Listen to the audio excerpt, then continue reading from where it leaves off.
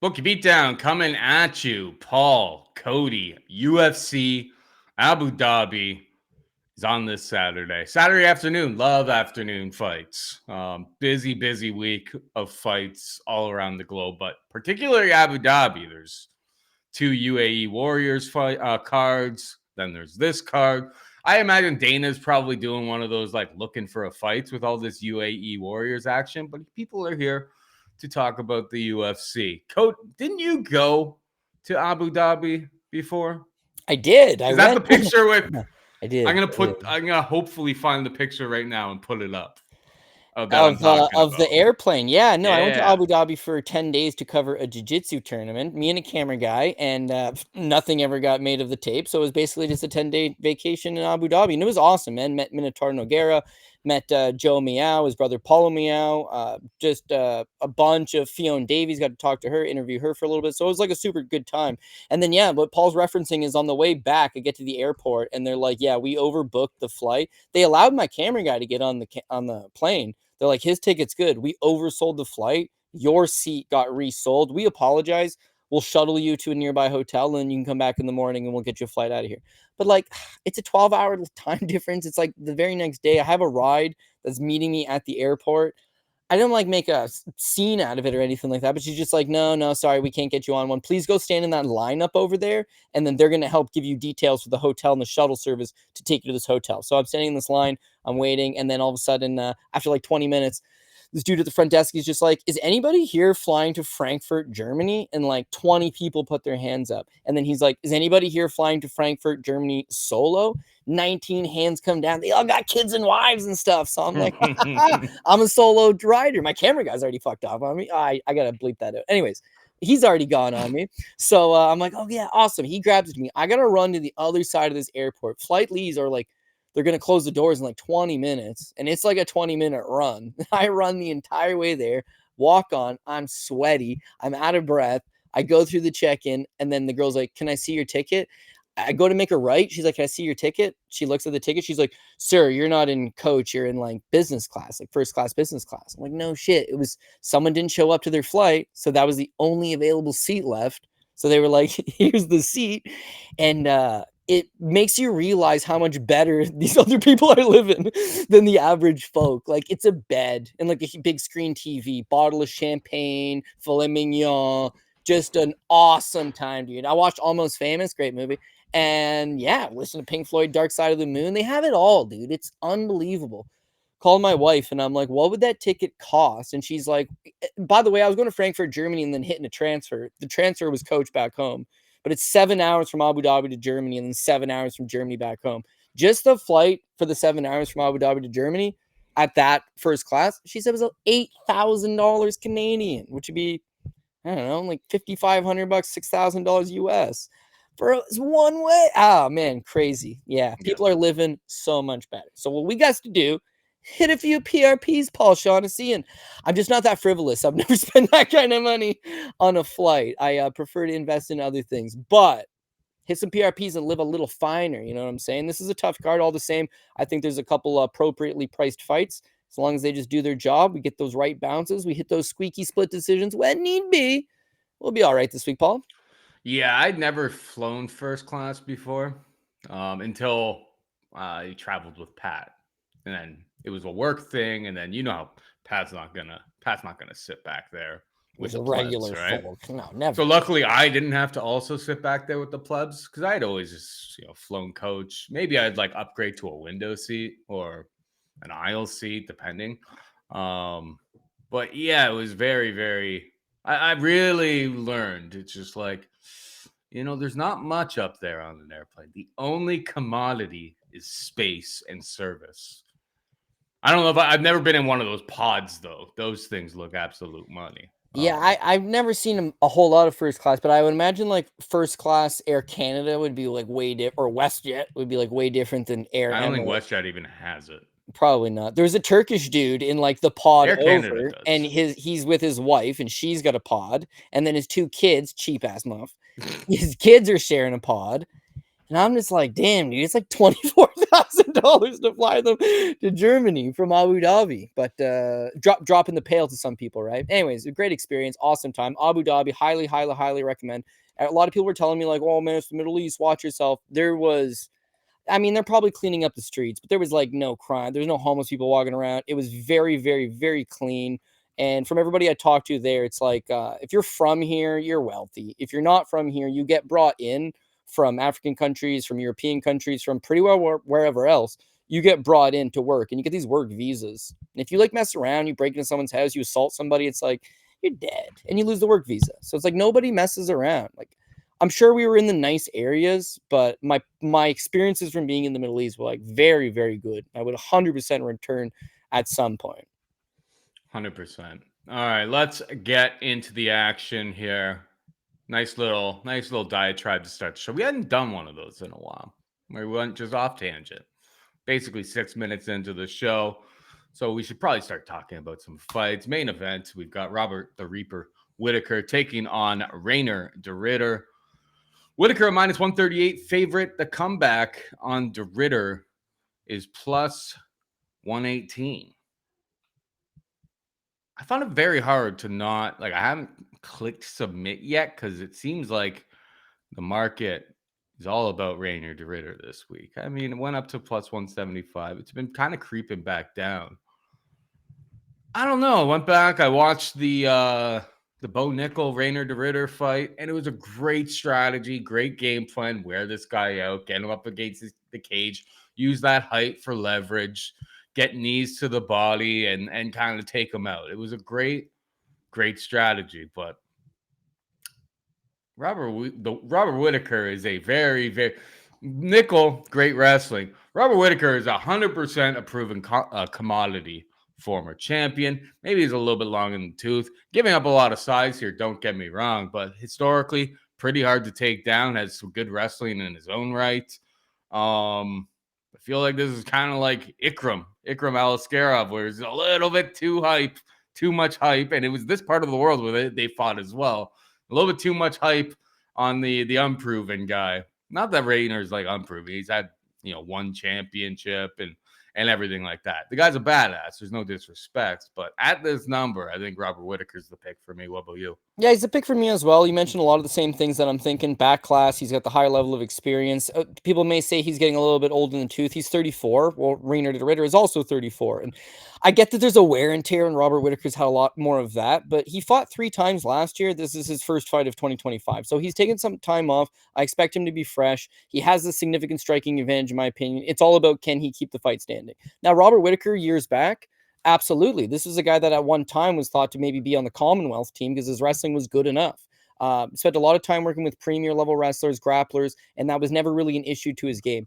What I have noticed in his last couple losses is that it's starting to become a slight issue. And what I mean by that is like the Dricus Duplessis fight. He's doing well on the feet. It's when Dricus takes him down, and he mostly just muscles him over. Then he gets on top of him. He absolutely thrashes Whittaker. Khamzat Chimaev is a different level of beast. It's similar. He gets the easy takedown. He gets on top of him. Robbie does an excellent job of just trying to stalemate the position, maybe kill the round off, but eventually he grabs under that chin and then squeezes. That's over. Whittaker's wrestling defense is not bad, but it's not world class. And his grappling, especially if he does get taken down, it's a problem. His wins, Ikram Aliskerov, shot no takedowns, Paulo Costa, Marvin Vittori, those guys don't have the wrestling or the grappling maybe to take advantage of him. But a guy like Reinier, who does have a size advantage, is on a solid 3-fight winning streak in the UFC, is looking better every time out. Maybe it starts to become a problem. To me, though, I got to go with, if the fight hits the ground, Reinier wins. If Robert can keep it standing, Robert's going to win. And to me, that's where I think Robert is going to keep it. With Reinier, it's one thing to take down a guy like Kevin Holland. It's one thing to take down a guy like Gerald Mearshart. When you watch him in one championship, he's kind of stiff and lumbering. And so, even though he was able to outstrike Bo Nickel, Paul mentioned the same point. Bo Nickel's just not a good striker. He was able to exploit a clear hole in his game. When you look at Robert Whittaker, that's not a hole there to be exploited. When you talk about puncher's chance, yeah, Robert could get clipped, but I don't really think by Reinier. Rainer's going to be live or die by this takedown. And I think that even though he's a smaller man, Robert Whittaker's a lot more mobile and should 81% takedown defense. when the guys that are really good take him down, it's a problem. Is Reinier at that level? I'm not entirely sure. So, if this was minus 210 Robert Whittaker, if this was minus 250 Robert Whittaker, it's like there's enough reasons for me not to love him. But this is like a very fine line as far as I'm concerned. Maybe there's a lot of popularity for De Ridder this week. As Paul mentioned, he seems to be the common play, seems to be getting a little bit of favoritism. I think Robert comes out here, a healthy version of himself, shines, outstrikes him. Don't know if he gets a stoppage, but just fights a really smart game plan.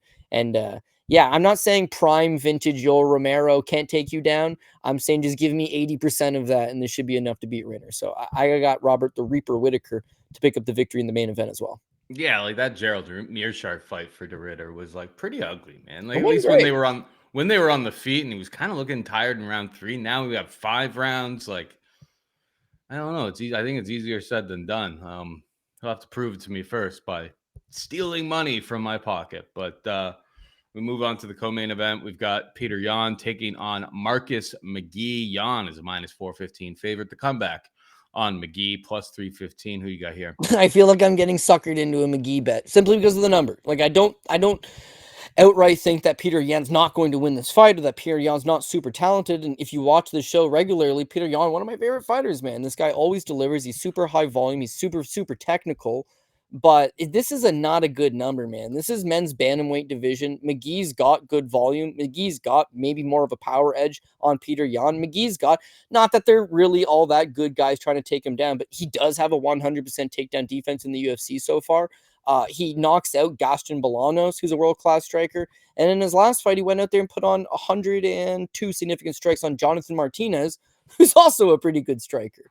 So as far as his striking goes, it's like he can hang and he can keep him competitive. As far as his wrestling goes, Petr Yan's been relying a lot on these foot sweep takedowns, or these quick little takedowns. All of Petr Yan's fights, last one against Davidson Figueiredo, he took him down once. Song Yadong took him down twice. Merab Dvalishvili took him down once. Sean O'Malley took him down 6 times. He loves mixing in that wrestling. Against McGhee, it might not be super easy. As far as the power goes, those eye-catching shots, Yan might be able to hit him with a 2-3 punch combination, but McGhee seems to carry more power, and he's ambidextrous. He's got big power in his left and right hand. It's no knock on Yan. I thought he beat Sean O'Malley, but see, when he's put in a spot with I guess a better striker or as good of a striker, it's like this guy's landing the more eye-catching blows. Petr Yan took Sean O'Malley down 6 times, but he's getting it landed standing. Now, would in a million years you say, well, Sean O'Malley's a much better striker than Petr Yan? No. I wouldn't, but he's an elite level striker, and he's rangy, and he comes at you on awkward angles, and Petr Yan gets frustrated and starts shooting takedowns. And even though it's a split decision and it's a fight of the night, it goes the other way. Nobody looks back at that as some great robbery. O'Malley landed the better shots. I thought Yan won. Truth be told, I thought Yan won. But yeah, I guess the better shots came from Sean O'Malley. He landed more of them, and damage versus control time, you got to go with damage. So to me, McGee's not the sexy play. He looks like he's 47 years old. Like he looks like a very old man. He doesn't have a ton of experience in the UFC considering his age. He's not necessarily beaten world-class guys, although Bolanos is a solid striker. And Jonathan Martinez is not world-class, but there are a couple solid victories. Taking down Bolanos and beating him up on the ground, not the most impressive thing in the world. Standing with him and kicking his ass, certainly something that I rate. So I'm a big McGhee fan as well. This guy's a wizard. He's apparently timeless. His best fights are really starting to come into themselves. And I think he'll fight for your dollar, and he'll give a good account of himself. Now, is that enough to win? I don't know. It could be a split, could be a unanimous that he's a 29-28, could have some moments, could win a round. Petr Yan's a notoriously slow starter. If he gets off to a slow start versus Marcus McGhee and it's 1-0 going into the last 2, can McGhee not squeak out one of the next 2? It all becomes interesting. I mean, he's an MMA lab guy. He trains with some of the best guys in the sport, and he knows how to make these fights extremely tricky. Yan's got it's like a Muay Thai style. He kind of stands in front of you, and he's got nasty combinations. He's very fast. He's very agile. The older he gets, the more he slows down. McGee's style is not predicated on speed. It's predicated on power and timing. So at some point, he's just going to give him fits. So what do you do? Petr Yan at minus 420, minus 430, minus 450 range. Like he keeps creeping. People like him this week. At some point, he's just overvalued. I can't say he's overvalued like, oh, I went with Wonder Boy or Patricio Freite last week. Like sometimes it's just like the number doesn't make sense. To me, the number doesn't make sense. So does that make me take a McGhee play here just out of a strict system play? I guess so. I'm going to take Marcus McGhee, dog number 1. Need some dogs. My boy Marcus. I'll give him a shot. I don't hate it. I don't hate it, but the thing is like so that I didn't just like scatter money around. I did my due diligence and stuff. And what I did see that could be a bit of a concern, not enough to get me to a minus 400 Petr Yan in a bantamweight fight that I think could be very echoing a lot of things you said, that like strike could be very, very strike for strike in a lot of respects. The Martinez fight, round 3, McGhee's leg is like super chewed up. Lots of leg kicks that he was eating, and he was definitely struggling down the stretch there. He still landed some decent volume if you look at the numbers in that round, but if it was a 5-round fight, which this is not, it could have been problems. But if Petr Yan in the Figgy fight last time out, 25 of 30 on leg kicks. So I could see Petr Yan utilizing that, kind of wearing down McGhee. But when you throw those leg kicks, you're going to be getting massive shots right down the pipe from McGhee. McGhee trains at the lab with O'Malley. They've studied this guy. They have a very good idea of what he brings to the table. It's dog or pass for me as well. I just haven't clicked the button. Moving on down, we've got Bryce Mitchell taking on Saeed Nurmagomedov, minus 130 for Bryce, plus 110 for Saeed. This fight's at bantamweight. I guess watching weigh-ins will be pretty important, but AJ Cunningham, I imagine his dietitian is probably Bryce's dietitian, and I didn't think that guy had any chance of making it down. Not that it helped his performance in any sort of way, but if Bryce can get down to 135 comfortably, like he's just never really carried a lot of muscle at 145 pounds. At 135, his style, stay out of some chokes, but his length, his wrestling prowess, his control, if it's a healthy cuff for him, like I think this is a pretty good bounce back spot for Bryce Mitchell. Taking on the Lord John Silva, you just kind of realized just how damn good John Silva is. There's been some ups and downs for Bryce, don't get me wrong. Chin durability issues could become worse, cutting an extra 10 pounds. So there's a reason it's minus 130. There's been a little bit of action coming in on Bryce, but pending a good weight cut for Bryce, I think this is a very, very winnable fight, a fight that he can get back into. Saeed was taken down, 3 times by Lockdog last time out there. Lockdog's a stud, don't get me wrong, but Bryce can do the same things in a lot of ways, not threatening in the same way on the feet, but even Bryce was landing good strikes against John Silva, at least early in the fight. That striking of his has come a long way. I think Bryce is a fine play this week. What's your thought? Yeah, I'm going to agree. When you think of a guy named Nurmagomedov, right away it's like, well, he's just excellent grappling, and Bryce has quite literally only got grappling. So if that gets neutralized, then what's Bryce Mitchell going to do? But it's not the case with Saeed Nurmagomedov. Zero relation to Khabib and the Khabib clan. But instead, he's a striking Russian. He's had problems with takedown defense in the past. Paul mentioned that he got taken down 3 times by Lockdog, but you go back to his fight with Salikhov Kakramanov, where he does catch Salikhov Kakramanov with the guillotine choke in the second, but he gets thrown around in the first round, gave up 5 takedowns. You go back to his fight with Raoni Barcelos, Raoni's tired, dogging it, and then just ducks under in the third round, takes him down. So I think that he's there to get exploited in that dimension. And with Bryce, it's like, yeah, his wrestling's really not that bad. His grappling's good. I've always mentioned my problem with Bryce Mitchell is that he trains himself. He's in Searcy, Arkansas. He's got his own little gym, which is his garage. He brings over a few people, including AJ Cunningham. Who gave this guy his black belt? Who's constantly pushing him to the next level? Who's his striking coach? Who's his wrestling coach? He used to go to, I don't want to say the University of Arkansas, but he was going to the university and getting some wrestling in. I think it is the University of Arkansas, but it's not a D1 program. All the same is that he used to go get some work in, but now you're taking on guys like Ilia Topuria, and you're taking on some of the best guys in the sport. John Silva's got a room full of killers. Who's your room full of killers? So for his last camp, he did go to Extreme Couture over in Las Vegas, spent some time in Las Vegas. I don't think it helped him a ton. But for this camp, he's been in Abu Dhabi for a while. He went early, got himself acclimatized. He's got a team around him. making the move down to 135. And I think that's going to be huge for him. He's not really known for cutting weight. He's not that big of a guy. He's mostly been self-trained. If you put him on a real diet plan with a real coach and you get him a good cut, think about how strong this guy could be at 135. He's extremely strong at featherweight. At bantamweight, it could really be a big difference maker. When I look at the guys that are able to beat him, Jean Silva, oddly enough, he's outstriking Jean Silva 36-27 at the time of the finish. And it's all leg kicks, but just a ton of leg kicks. I'm standing in front of the most murderous power puncher of the division, and I'm at least keeping active. I'm at least trying to bob and weave. His fight with Josh Emmett ended up being one hell of a cracker, right? He's got big power, crack you, put you out at 145 pounds. Jean Silva at 145 pounds. Those are the guys that are able to hurt him and get him out of Ilia Topuria. Guy's sick before the fight. He takes on one of the best, in my opinion. And at the time of the finish, he was getting outstruck 40-36. Got a takedown at the end of the first round with not a ton of time left, but nice little takedown at the end of the first.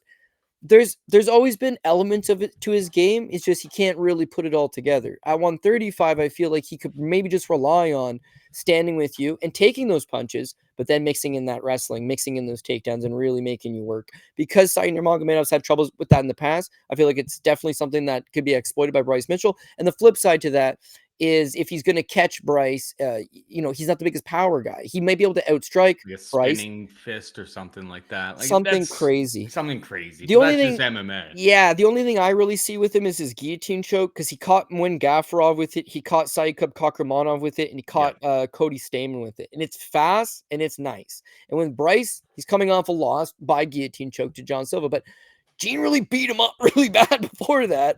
And that guillotine choke was like the tightest guillotine choke of ever. It was literally going to pop his head off.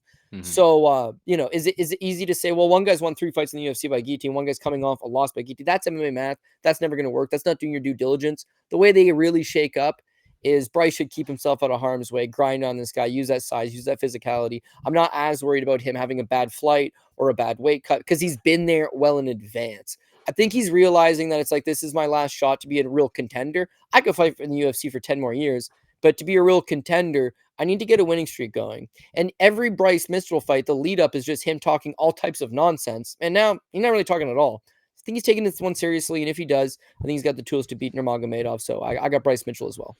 Yeah, I saw on his Instagram that he went to the gym, and then he got out of the shower, and then he went into this changing room, and there were a bunch of locals there, and they were very mad because you're not supposed to have like your piece out in public there. Like, you're supposed to like bring your underwear, put your underwear on after you get out of the shower, and not walk around with you forget that this guy had his his piece kind of chewed up by a power drill that one time. So it's probably not a great sight to see. It's probably a little mangled. It's probably looking rough. Yeah, honestly, I've never been into the whole junk out in the change room, just because, like, why wouldn't you just have a towel? Like, how much more difficult is it to come out with a towel? Some guys some guys enjoy hanging their piece, but like, yeah, man, when I was in high school, we used to have one of the teachers that would come in probably to check out the kids' pieces. So I'd be like, I'm not whipping my piece out in front of him. Like, no chance. No. And then I had a hockey coach one time. I was like, dude, I live 5 minutes away. I'm just going to go home and shower at home. He's just like, man, you want to be part of the team? It's like, now that I think about it, that guy's probably pedophile too. And I had a summer counselor. He actually turned out to be a legitimate pedophile, went to jail, but never made a move on me. So like, what's so unlikable, little Cody? I've known 3 pedos in my life, Paul, and they've never pulled a move. Anyways, I'd say all jokes aside, but I wonder about that. What was so unlikable about little Cody? No, I'm kidding in the fact that I wouldn't wish that kind of shit on my worst enemy. That's like the lowest of the low.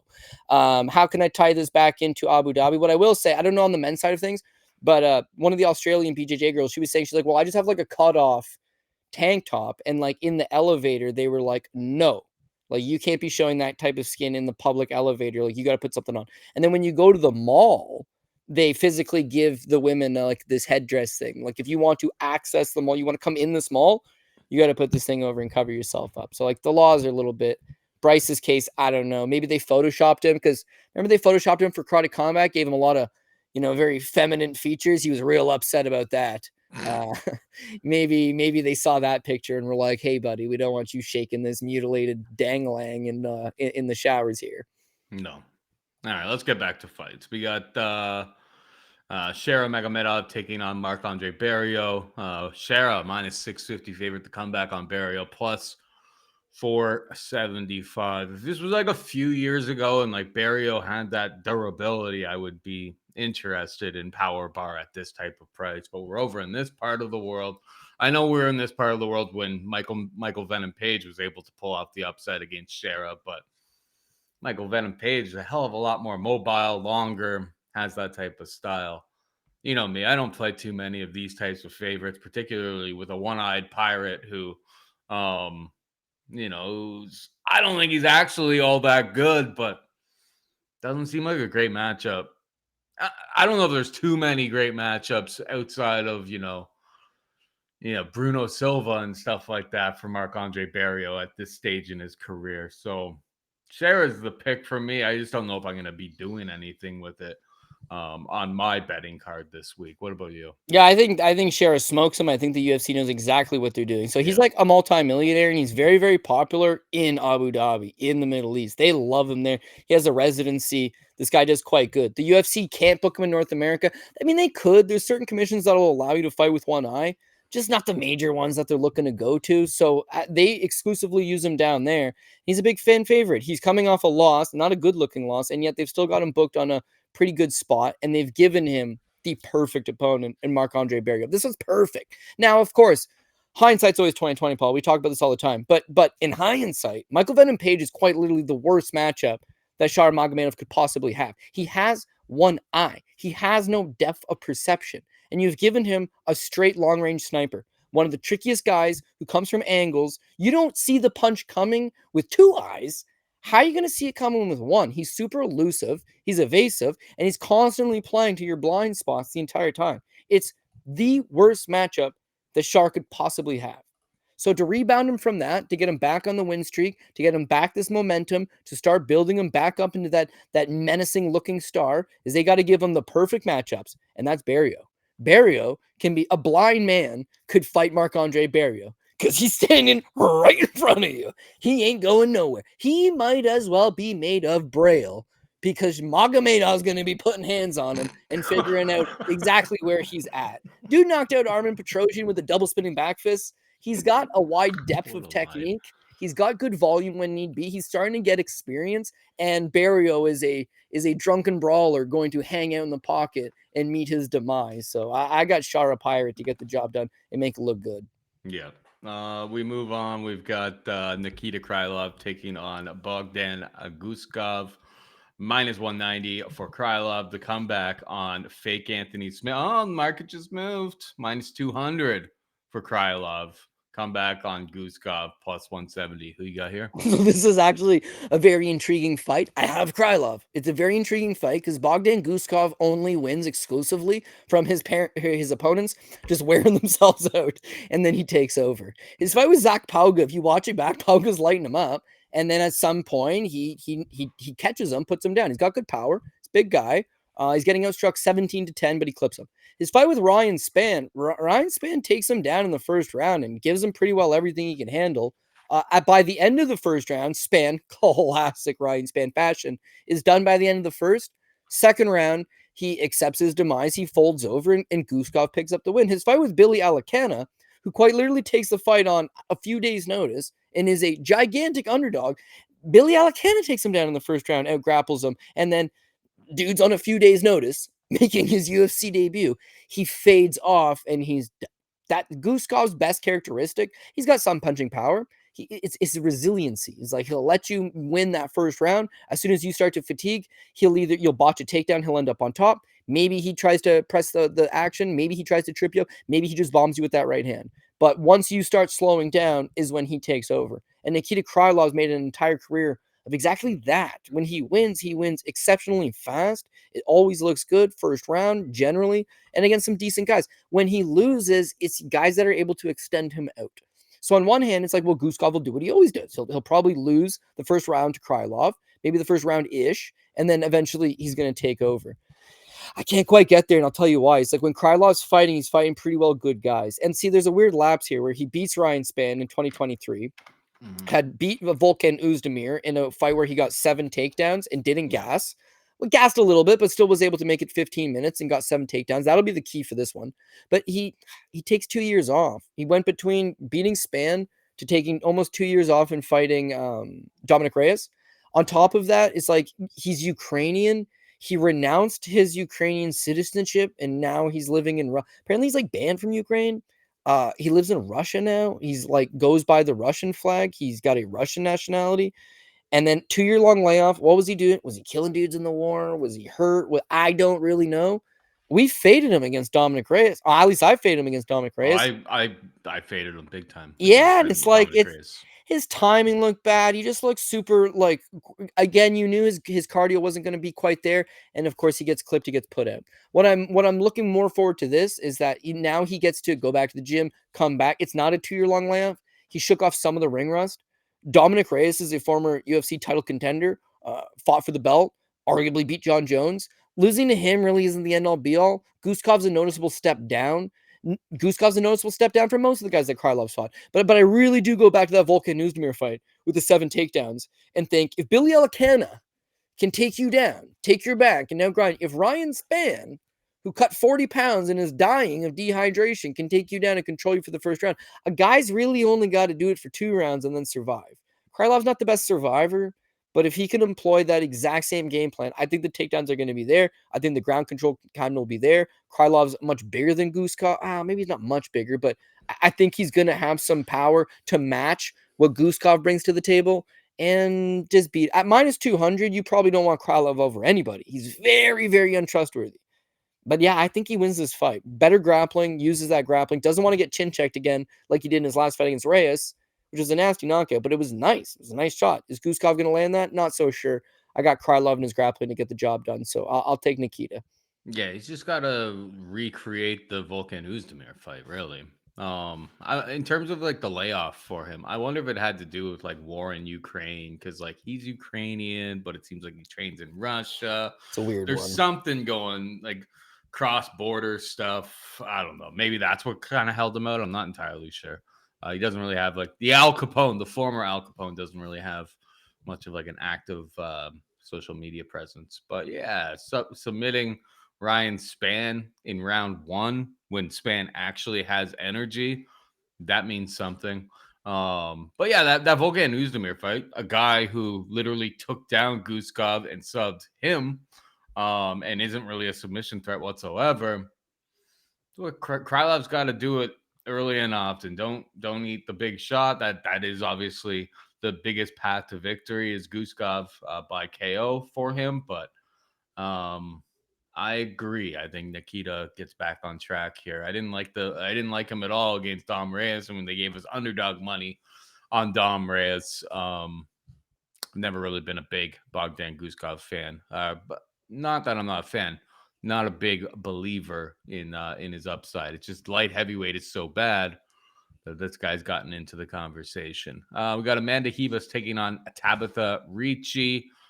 Ribas, a minus 185 favorite to come back on Ricci, plus 160. Who you got here? Yeah, it's hard to say. I mean, it's women's MMA. Part of me just wants to take dog or pass and just go with Tabatha Ricci. On one hand, it's like Ribas has fought maybe the better level of competition. And when she looks good, this is a girl that, it's Rose's debut at 125. But, I mean, she took Rose Namajunas down 4 times. She had a pretty close fight with her. Her fight with Mackenzie Dern last time out, I thought she really looked bad. Part of that is you can't just rely on taking Dern down because of her high-level grappling, but just on the feet also, she kind of looked a little bit off. There's been fights like the Macy Barber fight, had a good first round, absolutely falls apart in the second. Ribas is just not trustworthy enough for me to really get behind her financially. And then flip side to that with Tabatha Ricci, her last time out against Yan Xiaonan, she really showed the lack of physicality that she has in her own game. She can't get these fights to the ground. There's no real striking to fall back on. Ribas has a much better refined striking game, better volume, should be able to beat Tabatha Ricci standing. In terms of the wrestling and the grappling, to be honest with you, I think Ribas is a little bit stronger, a little bit more physical, should be able to keep the fight standing. And so I got Amanda Ribas to win the fight. But she has been let down certain points. She's not exactly on the best run, 2-fight losing streak. I believe she's lost 3 of her last 4 fights.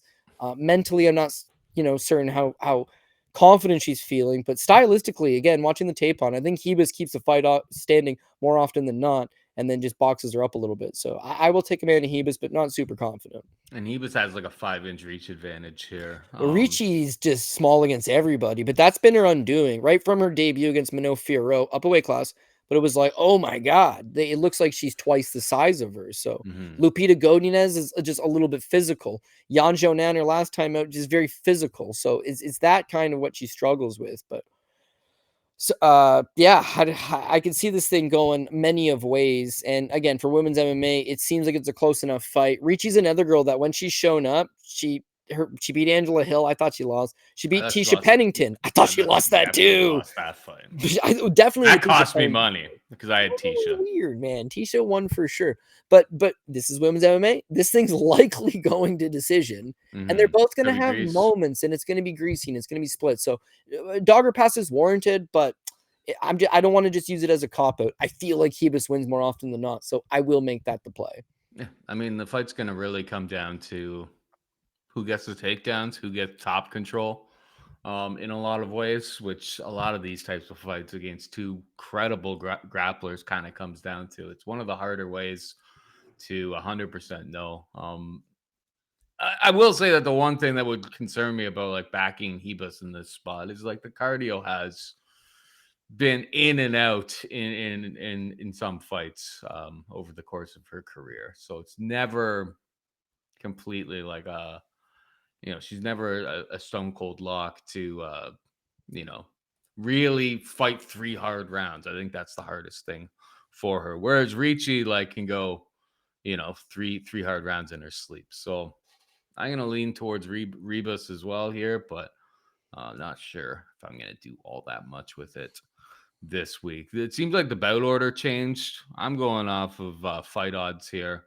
But yeah, it looks like the UFC changed the bout order on UFC stats is what it is. The time codes and stuff I've got in order. So Muslim Salikhov taking on Carlos Miranda. Miranda minus 500 favorite to come back on Salikhov plus 375. Who you got here? Carlos Miranda. I mean, it's Carlos Leal, baby. I think I said Leal Miranda.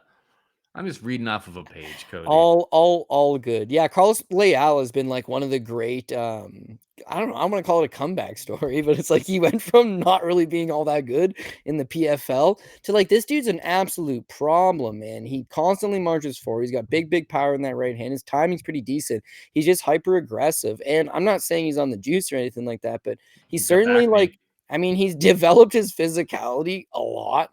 He's figured out how to make weight at one set because he used to miss weight back in the day.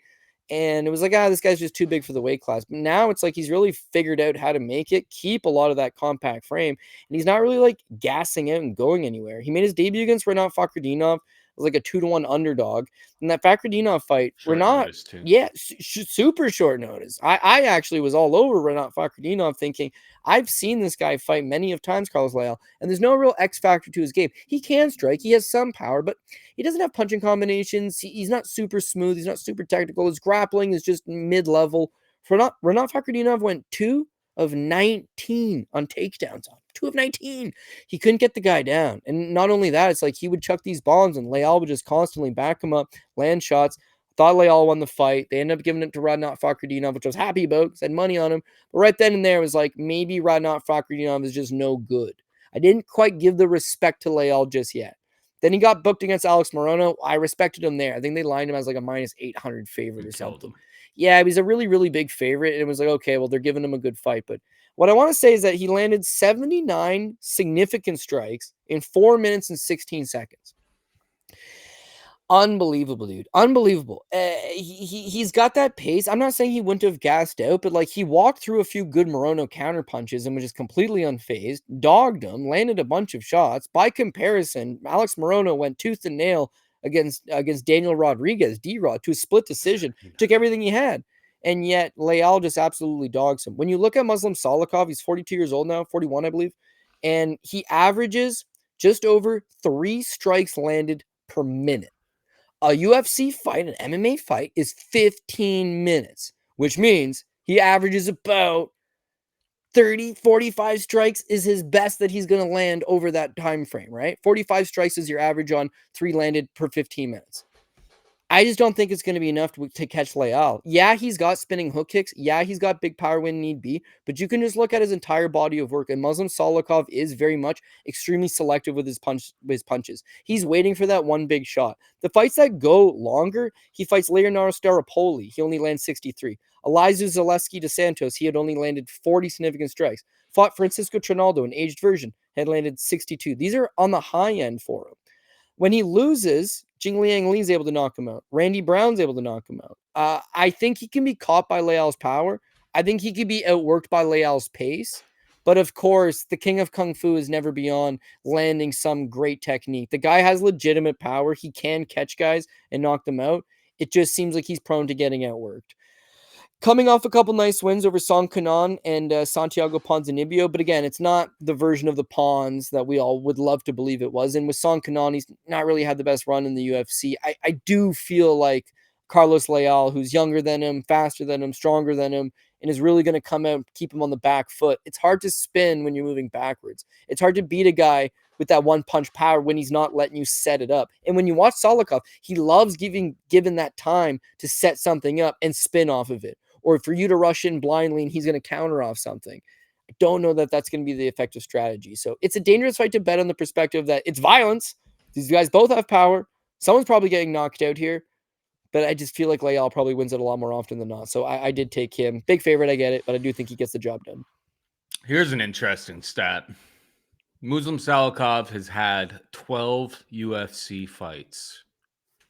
He has never eclipsed the number of significant strikes landed that Carlos Leal did in 4 minutes in his last time out there. He's never eclipsed 79 significant strikes. Yeah, so I mean, just average too low. Way too low. It's a lot of spinning stuff. We love the guy, but he's getting pretty long in the tooth. I think he's slowing down.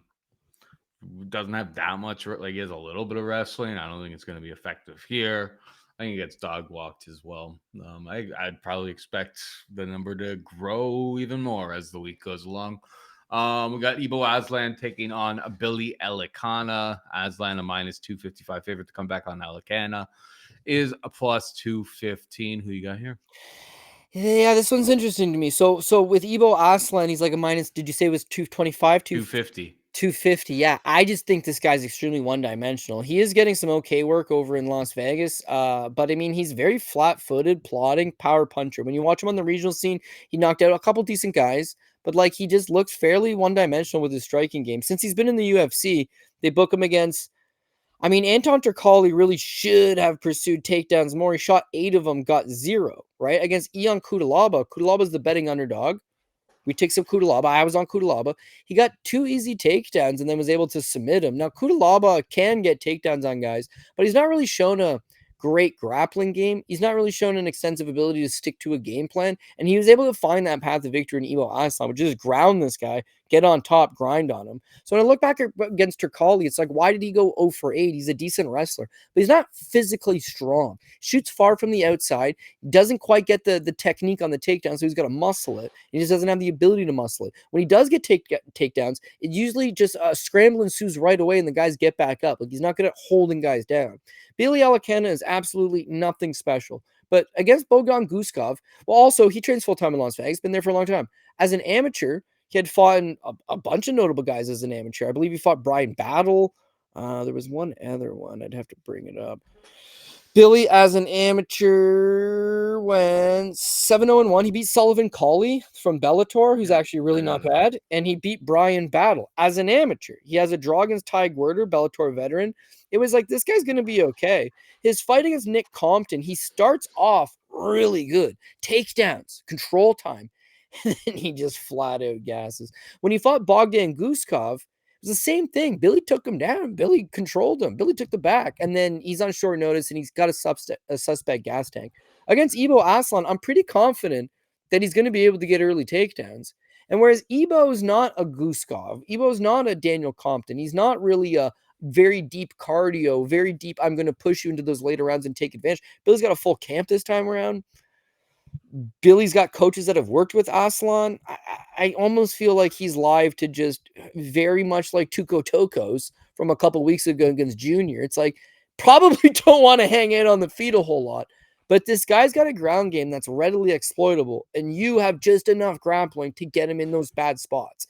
If he's getting submitted by Ion Cutelaba with relative ease in a first round, I think Billy's got enough chops to at least take him down, take the back, maybe grab a rear naked choke. If not, secure a couple rounds. And then Billy also took a bit of a beating his last time out. Like, he doesn't have terrible, his cardio didn't check up, but his chin and his durability and his heart, it's there.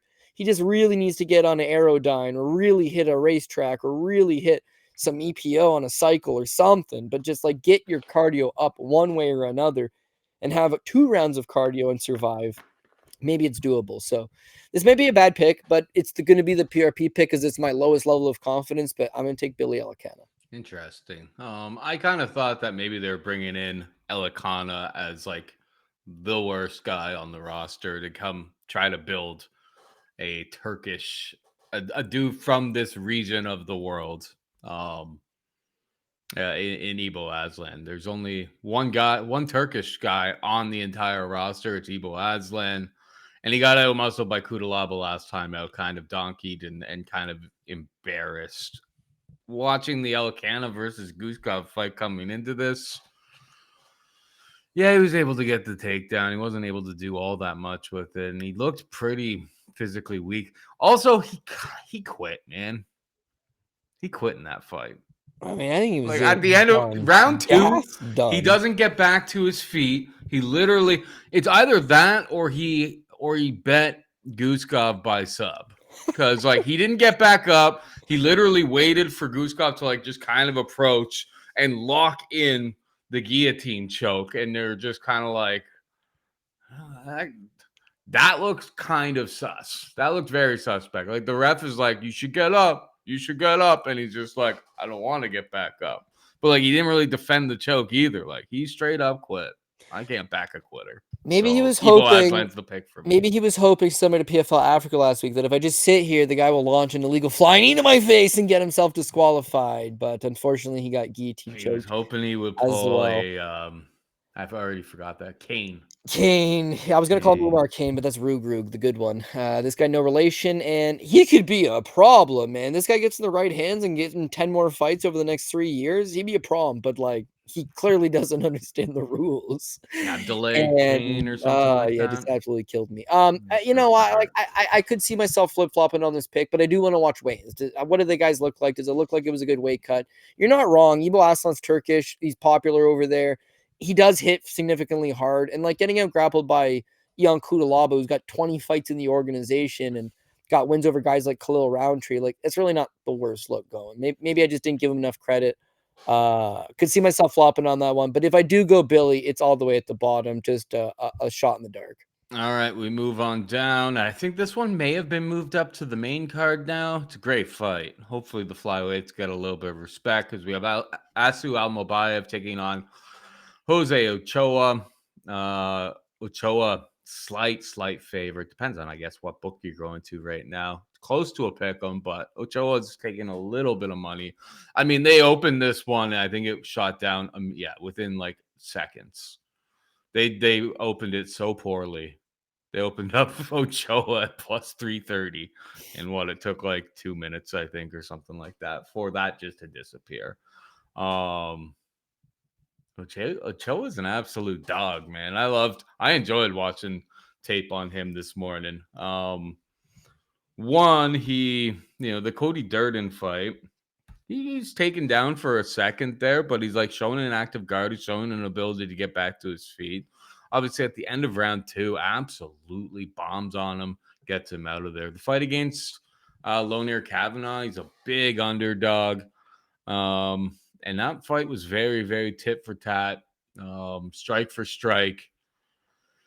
You go over to the Almabaev side, and it's not no sort of like disrespect or anything, but the last time out there against Comp, like he didn't really go for takedowns. His corner was telling him to go for takedowns. I don't know if somebody got into his ear, but it's like he just kind of got boxed up. Like sometimes Cop goes into like the Matrix, and it's just like he's moving so fast, he's in and out. It's just like it's overwhelming. He got completely lost out there. We were on Cop in that spot, but I went back and I watched this Odi Osborne, CJ Vergara fight, and these two, because I'm like, if he's gonna win, he's gonna try to do what he did against those guys. And round 3, or no, sorry, it's the Jose Johnson one. Round 3 against Jose Johnson, he gets like reversed, and then like he's mounted for a period of time in round 3. So that wasn't all that impressive. And like you notice, like sure he's getting 6 takedowns, sure he's getting 9 takedowns against guys who are probably some of the worst wrestlers in the entire division. Ochoa is young, he hits hard. The grappling's gonna come along, but he's Peruvian on top of that. Are we back in the Peruvian, Cody? Because I want to back the Peruvian here. Yeah, no, I agree with Almabaev because he's Kazakhstan and he's very, very popular tourist destination for Kazakhstan fighters and people in general is Abu Dhabi, right? It's like really not that far. The rates are good. The place is beautiful. So he's going to have a lot of support. And then he's originally supposed to take on Ramzan Temirov, whose brother's a bum. But this guy's real good, man. He throws caution to the wind.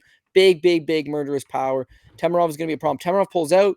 Now he gets a short notice replacement. It's like whoever set the line just, oh, well, this guy's clearly supposed to win. But yeah, Ochoa's got all types of dog in him, and I agree with basically everything you're saying. With Almabaev, his first 3 fights in the UFC, he's getting multiple takedowns, and he's low volume, like CJ Vergara, 9 takedowns, but only 44 strikes landed. Jose Johnson, 6 takedowns, only 20 strikes landed. Matus Nicolau, he went 1 for 6 on takedowns against Nicolau, and he only lands 22 significant strikes. He's very, very low volume. And I'm not saying that the judges down there are going to be looking at control time or damage. I'm not really sure what they're looking at. But he's got a subjective style where he's getting a whole bunch of takedowns and not doing a whole lot with it. You mentioned the Jose Johnson fight.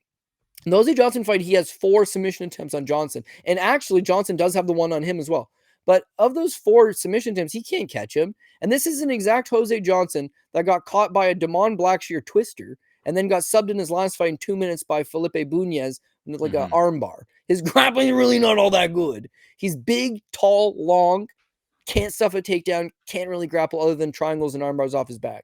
So all that's concerning to me. The Matus Nicolau fight, it's low volume.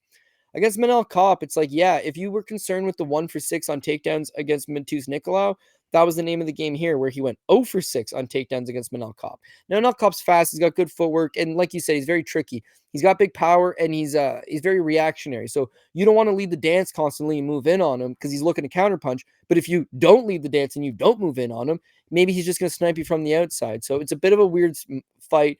And the stoppage is super weird, too. He like turns his back and like tries to run away. Kopp like chases after him, and then they just call the fight off.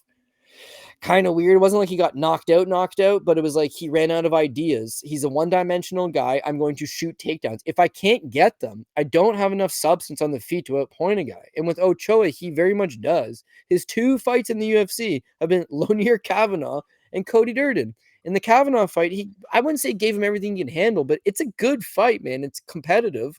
He gets outstruck 51-50. Lonier beats him, but it's a fine performance for a young Peruvian fighter in really the biggest fight of his career. We backed him as an underdog against Cody Durden. And yes, Durden takes him down twice, but his scrambling ability is good. His ability to get back up. He's got an active guard. And when he gets back up, he throws, man. Durden fought a good game plan, but Durden tired, which is something he does. He closed as the fave against Durden, but... Did he go off as the favorite? What did he open as against Durden? You got that in front of you. It says it opened at plus 155, but you know how these openers work.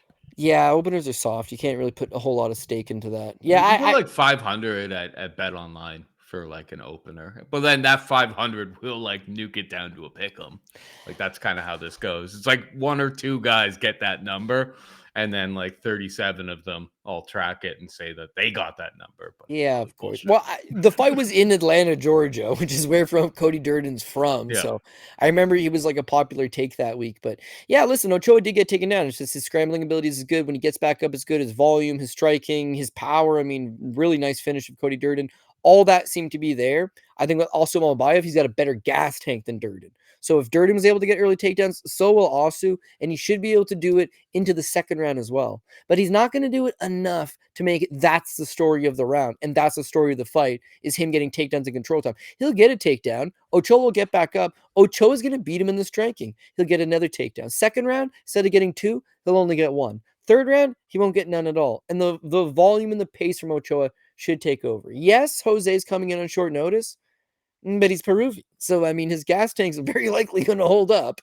And his takedown defense, Durden's a former state champ out of Georgia. Durden's got over 10 fights in the UFC. Durden's absolutely thrown guys around that I wouldn't say we're good, but like not. He's got to win over Charles Johnson. You know, he's fought Jake Hadley, who I really don't like, but you know what I'm saying. Like, he's got this okay. Kid was active off of his back when he was taken down twice. This kid just got up. One of them, he got up like pretty much immediately on one of them, and the other one, he was held down a little bit, but like he's doing the right things, like, you know, scooting to get to the fence, and he's got some subs on like the regional scene on his record. Like, I think he's kind of a young new generation. Yeah, I like the direction of Jose Ochoa.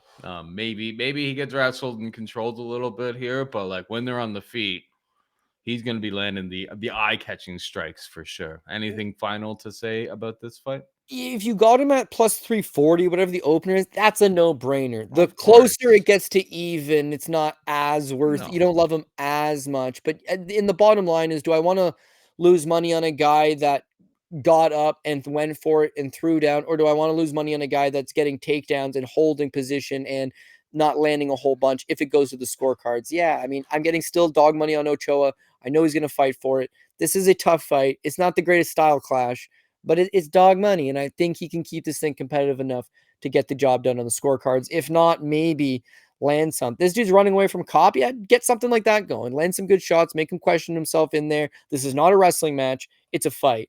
His last 2 fights, Paul mentioned his first 3, tons of takedowns. His last 2, he's gone 1 for 12 on takedown attempts in his last 2 fights.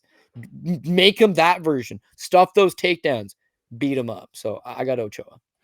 We got Party Marty Buday taking on Marcus Buchecha, making his UFC debut. Buchecha is like a minus 300 favorite. The comeback on Party Marty is plus like 250, tough 240. Interesting.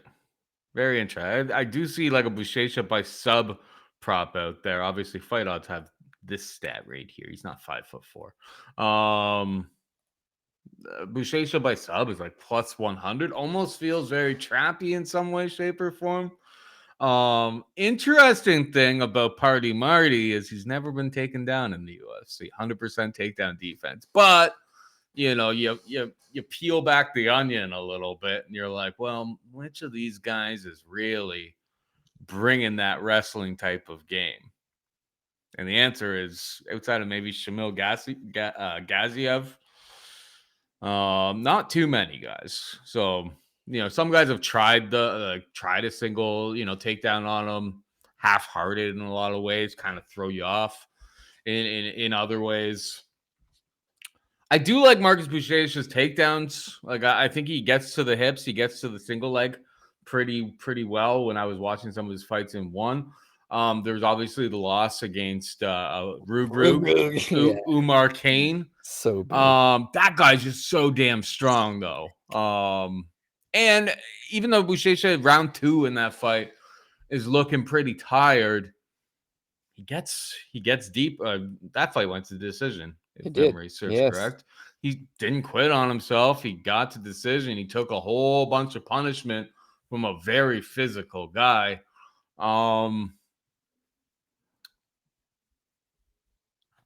I want to take Buchecha sub because it just seems so easy. It's like plus 110. I don't know if it's actually moved yet. But where are you at with this fight? Do you think like it's like an over type of situation here? Is that the sharp way to go about this? Because it almost seems like they are just setting a line. Like it hasn't moved. You got to figure people have been absolutely smashing this Buchecha wins by submission prop. But like when you start digging into like, you know, the stats and everything like that, the fact that Buday's never been taken down. Buday likes the standing cage control. That's where he gets a lot of his best stuff in. It's just like if you're not able to take him down in open season up against the cage, it's kind of where Party Marty wants to be. Buchecha's the pick for me, but I'm interested to hear what you have to say. Yeah, like I took Marcus Buchecha, and in many ways, it's like when Fernando Vieira came over, right? It's like this guy, or Rodolfo, I suppose. Fernando Vieira also a jiu-jitsu champion, but Rodolfo Vieira, it's like, man, he's the black belt hunter, and he's levels above everybody. In Buchecha's case, he's a 4th degree Brazilian jiu-jitsu black belt. He is a countless time world champion. He's won everything there is to win. His overall grappling record is like 128 and 13. And the 13 losses are all to fellow world champions. He's 35 years old now, and yeah, his jiu-jitsu is another level, but what's his wrestling like? What's his striking like? His run-and-one championship really didn't look bad as far as I was concerned. I thought he showed off some good moves. Like you said, he's good at with his entries to get to the hips, and then if he can take you down, great. If not, he can create a scramble, and that's where he shines. Like Vieira, I think that his initial run in the UFC will be successful. They'll give him these type of Martin Buday type matchups. He'll be able to win those. And then the longer he progresses, I don't think he's got the necessarily the skill to really back it up.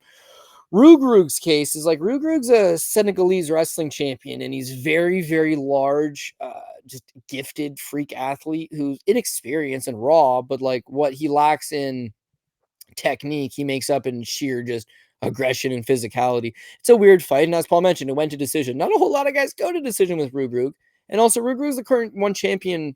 I mean, he's kind of the man over there. It's his win over. Yeah, it's his win over Amir Ali-Akbari that I really rate. Ali-Akbari is an Iranian wrestling champion. This guy's solid. And in fact, he got banned because he was on steroids. Over there, he's probably still on steroids. And this guy's like a very big, menacing problem as well. Buchecha able to get him down, take the back, sub him. It's a nice little win, solid victory. His win over Kirill Grishenko, not as good. But again, you're seeing where if he can get that quick takedown, he's really going to go to work. Martin Buday, you mentioned the 100% takedown defense. You're not wrong about that. He normally likes to just go standing cage control. Guys like Uran Salbadadiev his last time out, or Andrei Arlovsky, or Josh Parisian, or Jake Collier, or Lucas Bruschke, or Chris Barnett. None of those guys are going to take you down. None of those guys have any type of grappling to their game whatsoever. And so, he's able to control them. Lucas Bruschke arguably beat him. If you look at the striking numbers, Bruschke outlanded him like 110-60. It was a really bad fight. You want to split? Yeah. I had him bet. I felt lucky to get that split. It wasn't a good performance. And Bruschke's 1-6 in the UFC. Really not good. How's a win over Walter Walker? Outside of that, really not good. Jake Collier was a former middleweight. Josh Parisian, one of the worst heavyweights you're ever going to see. Andrei Arlovsky in his mid-40s, and he squeaks another split over him. It's like he's operating at a very, very low level. And similar to last week when it's like with Brzezinski, it's like Ryan Spann can only fight the worst heavyweight around. Who's the guy you bring out? It's this guy. Buchecha, it's like we just signed him. We gave him some good money, and he's a god in Abu Dhabi. Abu Dhabi is the Abu Dhabi Combat Club, the ADCCs. We've got a ADCC legend. He's already in the Hall of Fame. He is considered one of the greatest grapplers of all time. He is a bona fide superstar over there. We're going to give him the worst possible heavyweight on the road. We're not going to make him earn his pay in the first fight. We're going to build this guy up and sell some tickets and build some intrigue and have people say, whoa, how would the best jiu-jitsu guy in the game do against some of these other heavyweights? Really just build some interest. And that's got to come at the sake of somebody, that person being Martin Buday. So I just don't think Party Marty pulls this one out. It seems like a real setup fight. Does he sub him? I could see him winning by decision by just getting some control time, reversing a few positions. Maybe it is spent up against the cage and he pulls out a few moments here or there. If it goes to the judges' scorecards and it's close, I feel like they're going to give it to Buchecha. But logic would dictate. Decision is plus 450. Yeah, like maybe that's the counter narrative. Or are we getting too cute and he's just going to even get an ankle lock, doesn't even have to get a takedown. He just jumps on his ankle and gets a heel hook or something, I mean, it's all possible. Anderson Silva was a kickboxing champion, not the Spider. This was Braddock Silva, Anderson Braddock Silva, longtime kickboxing champion. He subs him in the first round. Kirill Grishenko with that heel hook just falls back on it. Yeah, you're right. He's got ways to just grab a submission. But with Buday, it's Buday's kind of a big boy, 266. He's 6'4", 266. Come fight night, he's probably 280. And he's not looking to overextend. He's looking to smother you up against the cage. So if he can maybe just even an over 1.5 on this fight, like it maybe doesn't happen as quick and as easy as you think. But yeah, Buchecha is obviously going to be live for a submission. Just at plus 100. It might be the worst submission prop you'll ever see. Who else has got a plus 100 win by submission? Nobody. It's always a fairly decent enough prop in terms of plus money. You'd have to be a really top level grappler against a guy with 0 grappling to get that kind of respect. And we know that Buchecha is a top level grappler, but I don't think Buday is a complete fish out of water. So Buchecha is the play for me. But yeah, maybe not as straightforward as I'd like to believe it is. Yeah, there's a lot of weird stuff going on with that fight in terms of like the markets and stuff. Like the over 1.5 opened at minus 175 and it's shot up all the way to minus 122, but nobody's touching the sub prop, right? Like that seems counterintuitive, right? What is going on? What do people know? What do people know that we don't? I like Buchecha. Buchecha by decision could be that next level of grease, but I don't know. There's a few results like on last week's card where I was just like, me being like all price sensitive and stuff like that. I'm like, that was the obvious play, and I didn't play it because like I try to get too cute a lot of the times. Maybe I should just play Buchecha sub and just move on to the next one. But let's move on to the next fight. We've got Mohammad Yahya taking on Stephen Nguyen. Yahya plus 270 underdog to come back on win is minus 330. Yahya is like the former UAE Warriors champion. He's had a tough run in the UFC here, though. Like, I know Trevor Peek is your boy, but getting taken down 4 times by Trevor Peek, it's bad look. It's a bad look. It's a real bad look. And then the Cowboy Fernandez fight, his leg is absolutely chewed to bits in that first round there, and then he gets knocked out. Cow is pretty underrated. I mean, he came through against Guram last timeouts, and came through as a big dog. It's like I think he's perpetually underrated. So I think he's actually a pretty good fighter, but like I think what a lot of it comes down to, and like even watching some of his fights from UAE Warriors, is like he's got a little bit of pop in his hands against that level of competition, but like I think he's just going to get out-volumed bad here on the feet. I don't think he can kind of hang with the win. There's a bad performance against Jarno Aarons last time out, but 103 against AJ Cunningham, 126 against his bum on Contenders Series, 92 against Alan Cruz. I think he out-volumes. I think Nguyen out-volumes him and wins the fight that way. My concern is the price. The price to back Steve Nguyen is a little bit scary for me. I don't think Yahya is great at this level. I don't think Steve Nguyen is great at this level, but I suppose there has been action coming on the other side. They opened Steve Nguyen at minus 500. Okay. I thought maybe it opened the other way and moved down. I hadn't actually looked at where the money was coming in. Where are you at with this fight? Yeah, well, this one's a tough one because Steve Nguyen is like really not good. Like he's not good at all. Like you can see what the UFC is trying to do, where it's the same thing with Buchecha. It's like we're gonna bring you in the worst guy we can. With Yahya, it's exactly that. Listen, he got brought in the Trevor Peek fight because it was in Abu Dhabi. And they're like, we would love to have one guy on the card that's actually from here. So they bring him in against Trevor Peek. And maybe they were trying to give him the worst guy on the roster, Trevor Peek, but Peek didn't even stand and bang on them. Peek took him down 4 times effortlessly. I've seen a lot of his fights on UAE Warriors. I've seen a lot of his fights. He's got a couple decent wins over against Sawil Tuari. And in those fights, he can grapple. He doesn't look terrible. And then against Peek, it's like he's completely lost in there. Then they book him in against a much tougher fight against Cowboy Fernandez. Shows a little bit of heart because he got his ass kicked. He took a beating. But by the end of the first round, he's done. Why on earth would you keep the guy? Because going back to Abu Dhabi. And so even though that Mohammad Yahya is the worst guy on the roster, they still want to get him a win. They still want him to electrify that local home crowd. They've only booked him exclusively on Abu Dhabi shows. And now they're trying to give him the worst guy they possibly can. So if you're the worst guy, who's the second worst guy you could get? It's Steve Nguyen. And I don't mind Steve Nguyen. And same thing you're saying, high volume. I love the high volume.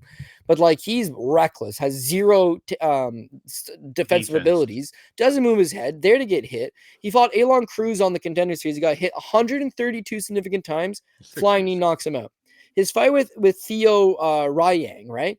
Ryang took him down twice. It's a really bad look. His fight with AJ Cunningham.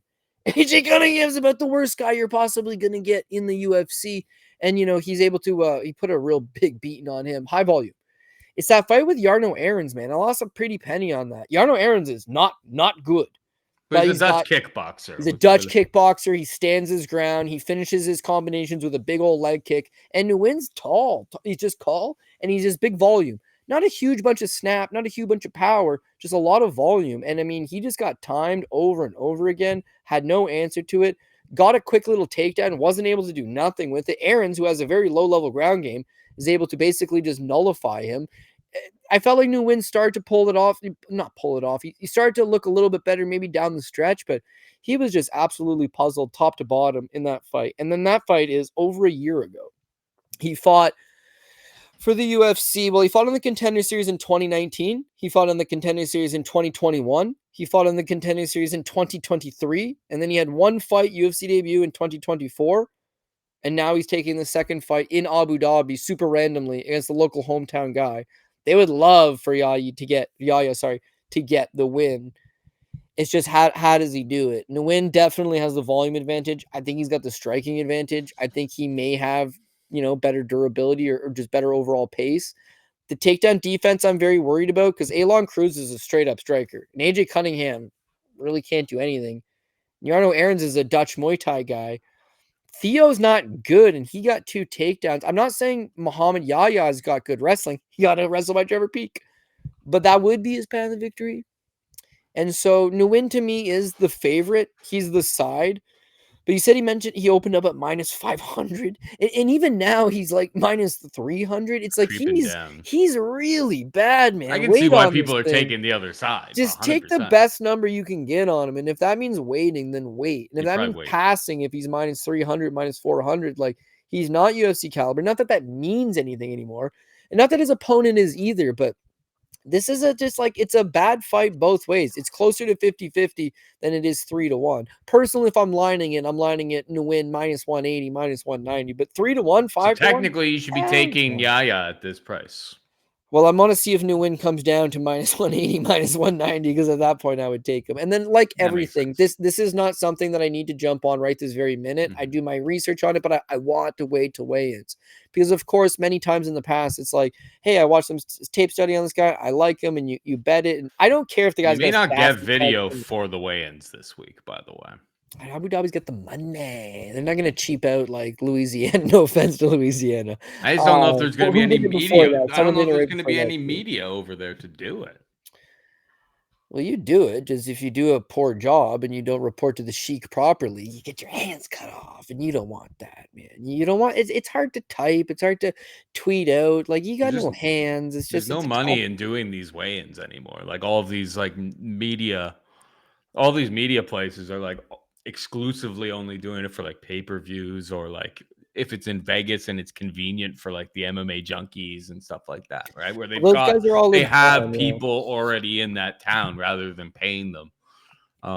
Sad. Can't get like the actual fighters stepping on the scale all that much anymore. UFC should really take that over.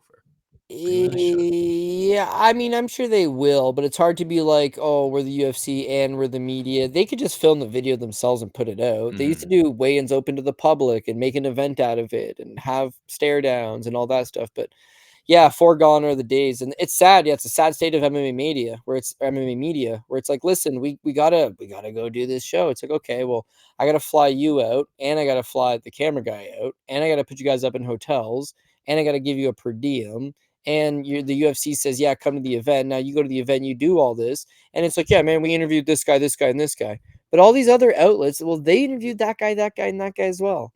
And no offense, but interviews don't generate a ton of views. You know, No. People don't honestly care what the guy's got to say for 9 minutes. So it's like numerically, you're not getting your money back on this investment. You keep sending out. You ask one good question, you get banned. And it's like, we don't want you at these pressers anymore. You asked a actual hard-hitting journalistic question.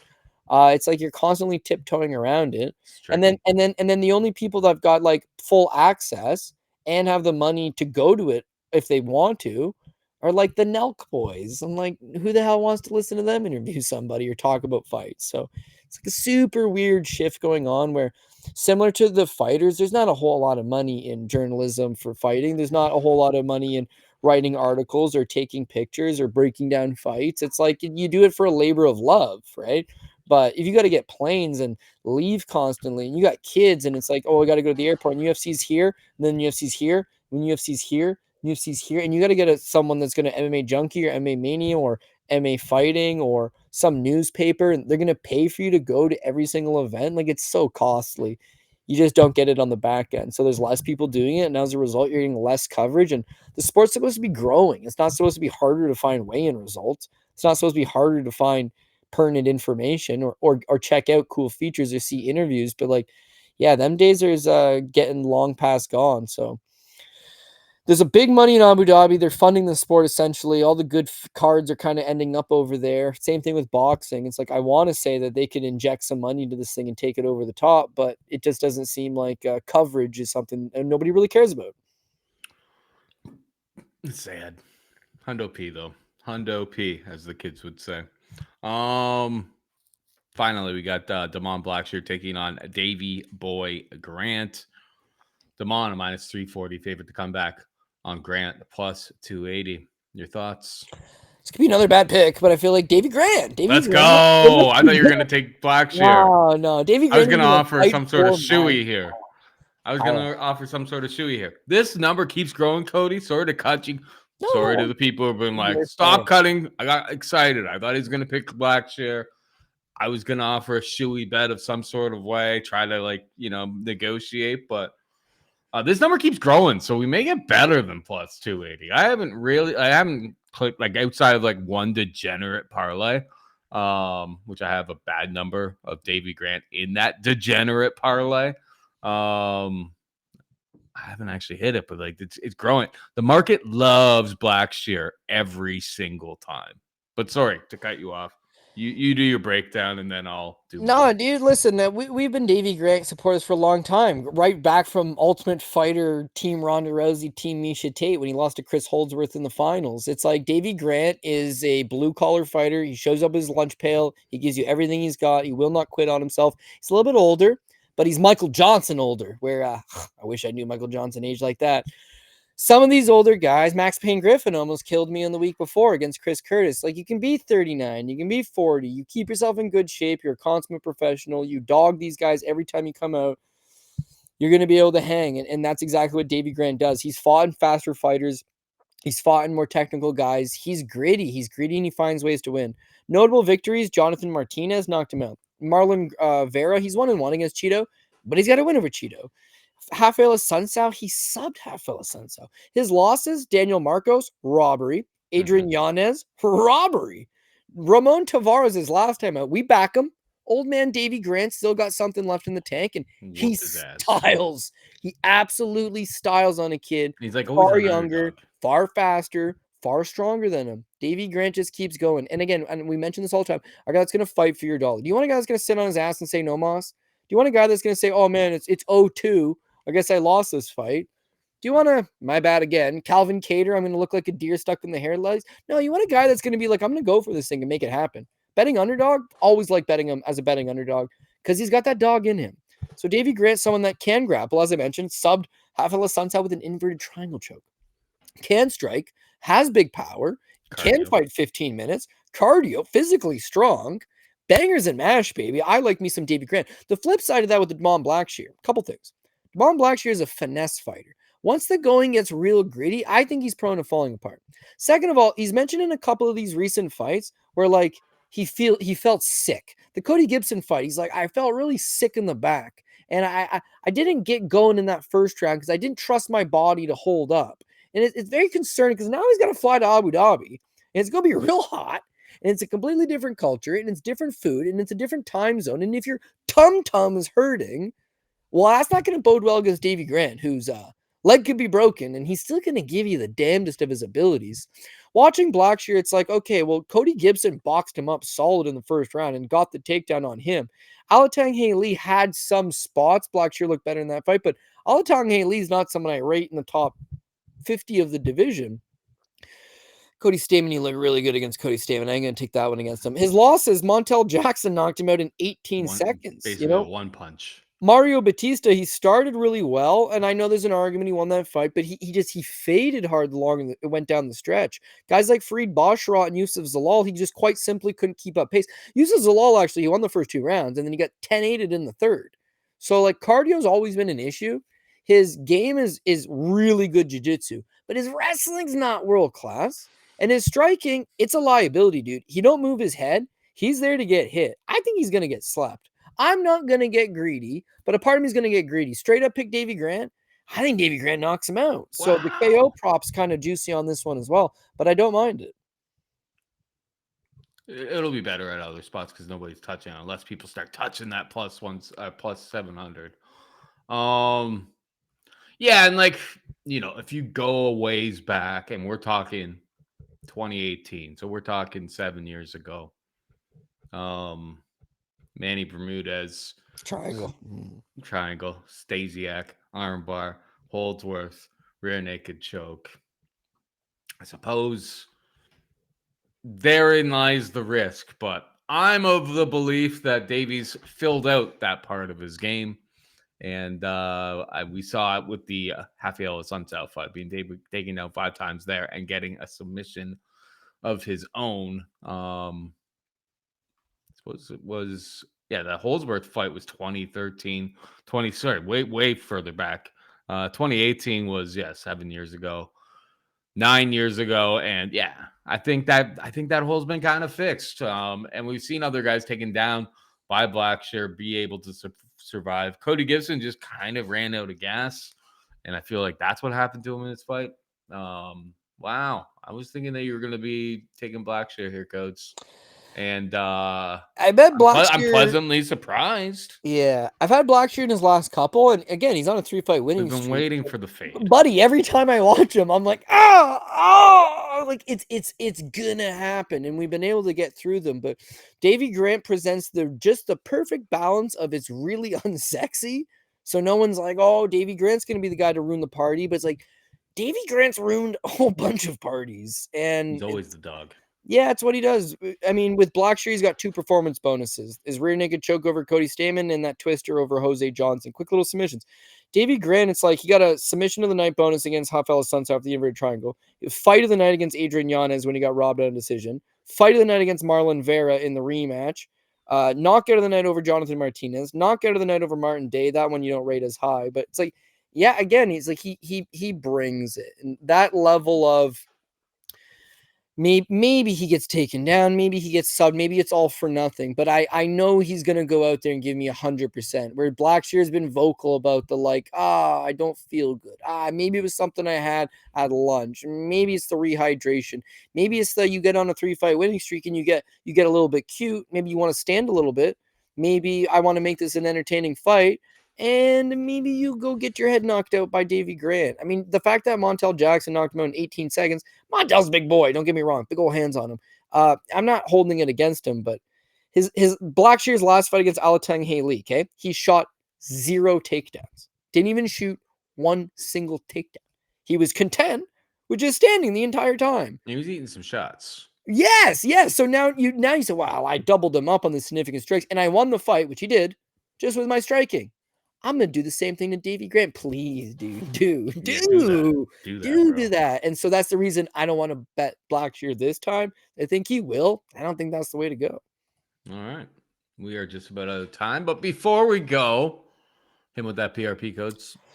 Hit him with the PRP. And this is a weird lineup because if for whatever reason, the first fight of the night is Davey Grant, I'm going to be pissed off. This guy deserves better than that. But according to like UFC stats right now, Buchecha versus Buday would be listed as first. So I don't know. I'll go by the UFC stats to keep it consistent. But of course, Paul's got time codes for you, and I don't think the order is really going to matter all that much. No. But I'm going to go with Robert Whittaker. I'm going to go Marcus McGhee, dog number 1. Nurmagomedov, Wrexham, I think. Jose Ochoa, dog number 2. Nikita Krylov, Bryce Mitchell, kind of even. Carlos Leal, Davey Grant, dog number 3. Manda Hebus. I know I said Billy Elekana. I feel like I'm walking that one back a little bit. For the purposes of this show, PRP picked Billy, but like I got a feeling I could flip on that thing. I will take Steve Nguyen. I will take Buchecha. So we've got 3 dogs straight up, maybe a possible 4th one. Feels like I'm forcing it a little bit, but yeah. As long as the favorites do their job and as long as the guys that we have faith in, I know last week was a little bit rough. In fact, the last 2 weeks were rough. Had a lot of faith in Cater. It was more of a numbers game. It's like the big favorites are too big of favorites, so we go Cater. Last week, I had to do the same thing with Crute. I didn't want Crute on the top, but he was minus 300, and all the other guys I liked are minus 500 or 600. So went with Crute on top. Crute didn't do me dirty. It's the guy next to him, Kevin Holland, and even the one below that with Daniel Zellhuber. It's like last week was a whipping of sorts. So this week I just got to get my groove back, kind of figure out who are the guys that we really can trust, and then sprinkle in some of those underdogs on top for some added value. Make this thing happen, Paul. Make this thing happen. All right, that is it for us this week. Hope you enjoyed the show. For Cody, I'm Paul, saying goodbye and good luck.